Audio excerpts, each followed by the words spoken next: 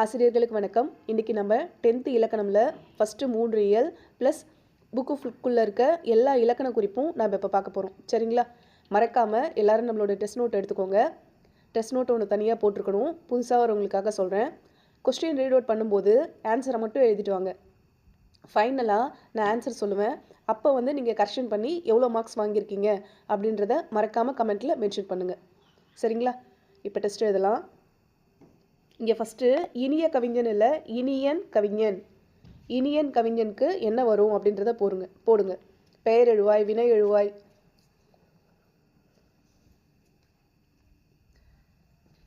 Second நண்பா எழுது. Third கேட்ட பாடல். ஃபோர்த்து பாடி மகிழ்ந்தனர். ஃபிஃப்த்து கட்டுரையை படித்தாள். சிக்ஸ்த்து கேட்க வேண்டிய பாடல். செவன்த்து கை தொழுது. எயித்து தடக்கை. நைன்த்து வாரா. 10th ஆடுக. 11th காடனுக்கும் கபிலனுக்கும்.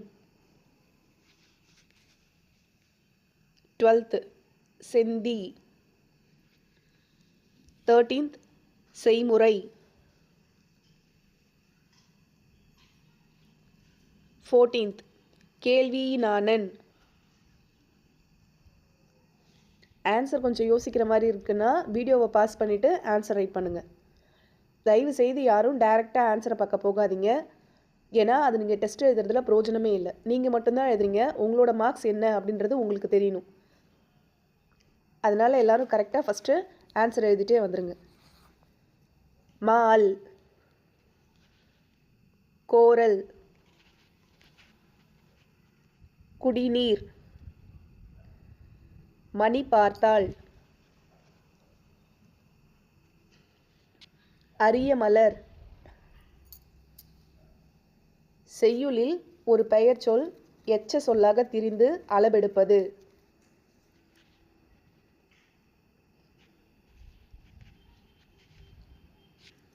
பெயர் சொல் வினையடையாக எந்த அளபடையில் மாறும்?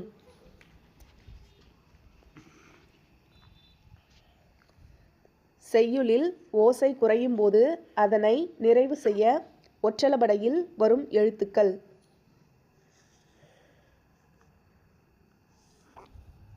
ஒரு எழுத்து தனித்தோ அல்லது இங்கே பல எழுத்துக்கள் சேர்ந்தோ பொருள் தரும் வகையில் அமைவது.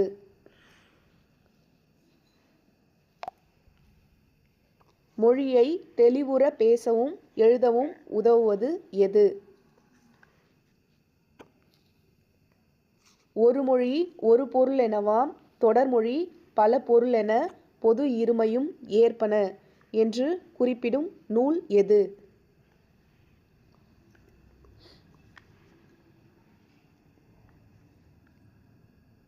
இப்போ ஆன்சர் செக் பண்ணலாம்.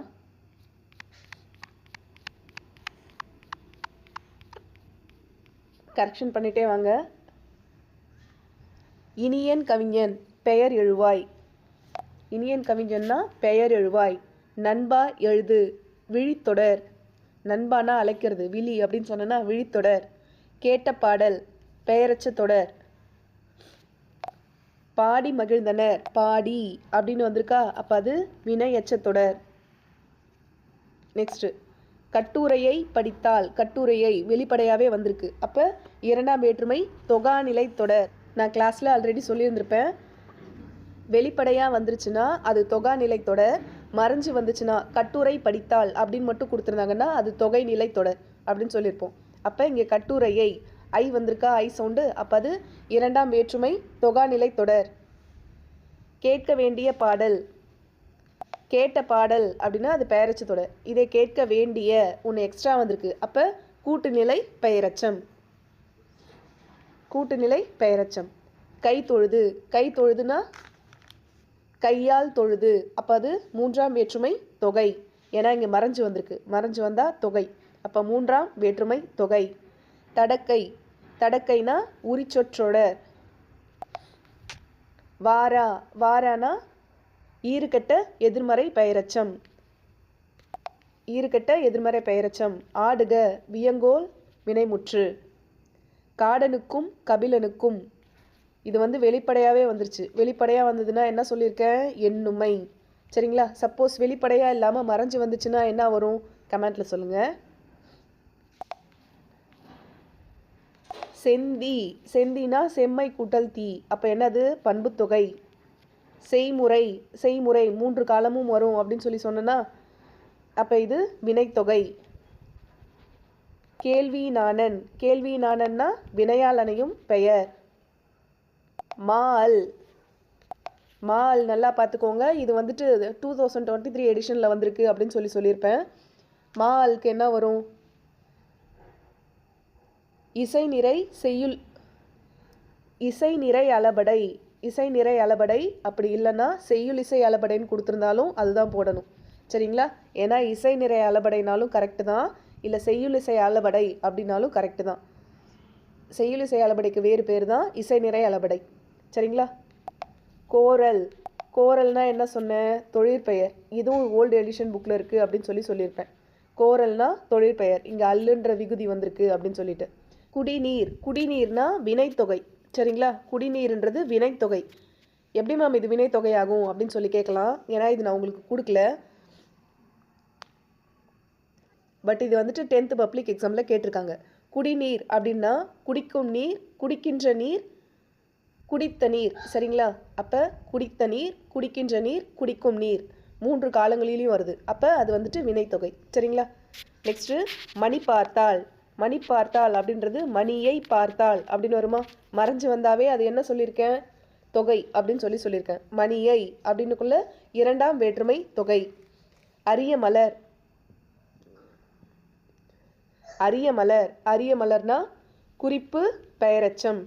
இங்கே பெயரில் கொண்டு முடிஞ்சிருக்கா? அப்போ அது குறிப்பு பெயரெச்சம்.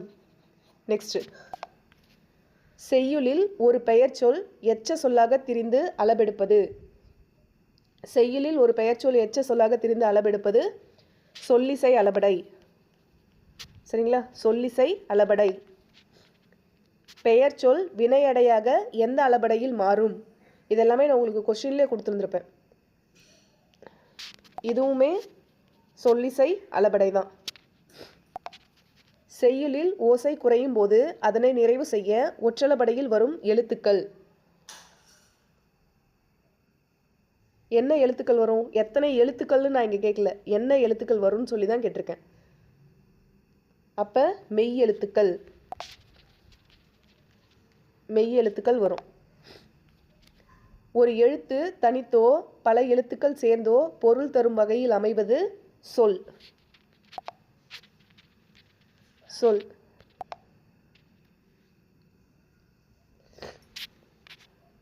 மொழியை தெளிவுற பேசவும் எழுதவும் உதவுவது. மொழியை தெளிவுற பேசவும் எழுதவும் உதவுவது எதுனா இலக்கணம். இது எங்கே இருக்குன்னா ஓல்டு எடிஷனில் ஃபஸ்ட்டு லெசன் ஸ்டார்ட் பண்ணுறதுக்கு முன்னாடியே இந்த வரிகளை கொடுத்துட்டு தான் அந்த லெசனே ஸ்டார்ட் பண்ணியிருப்பாங்க. அப்போ இது இம்பார்ட்டன்ட். மொழியை தெளிவுற பேசவும் எழுதவும் உதவுவது இலக்கணம். ஒரு மொழி ஒரு பொருள் எனவாம், தொடர்மொழி பல பொருள் என பொது இருமையும் ஏற்பன என்று குறிப்பிடும் நூல் எது? நன்னூல். பவனந்த முனிவரோடதுன்னு சொல்லியிருக்கேன் இல்லைங்களா, அவரோடது தான் நன்னூல். இப்போ 25 கொஷின் முடிஞ்சிருச்சு. எல்லோரும் எவ்வளோ மார்க்ஸ் எடுத்திருக்கீங்க அப்படின்றத மறக்காமல் கமெண்ட்டில் சொல்லுங்கள். கண்டிப்பாக சொல்லுங்கள். நீங்கள் எத்தனை பேர் மார்க்ஸ் போடுறீங்க அப்படின்றத பேஸ் பண்ணி தான் அடுத்தடுத்த கிளாஸ் எனக்கு சிறப்பாக கொண்டு போகிறதுக்கு ஒரு ஊக்கமாக இருக்கும். மறக்காமல் ஒரு லைக் போட்டு ஹைப் பண்ணுங்கள். இனிமேல் வரக்கூடிய வகுப்புகள்லாம் எப்படி இருக்குன்னா, நம்ம ஒரு டாபிக் எடுத்து நடத்துவோம். அந்த டாபிக் கம்ப்ளீட் பண்ண உடனே டெஸ்ட் இருக்கும். சரிங்களா? அதனால் எல்லோரும் கண்டினியூஸாக படிச்சுட்டே வாங்க. ஈஸியாக இருக்கும். இம்பார்ட்டன்ட் டாபிக்ஸ் மட்டும்தான் ஃபஸ்ட்டு நமக்கு கவர் பண்ண போகிறோம். ஏன்னா இம்பார்ட்டன்ட் கவர் பண்ணிட்டோம்னா எக்ஸாம் டைமில் நம்ம படிக்கிறதுக்கு ரொம்ப ஈஸியாக இருக்கும். அதுக்காக தான். நல்லதை செய்வோம், நல்லதே நடக்கும். நன்றி.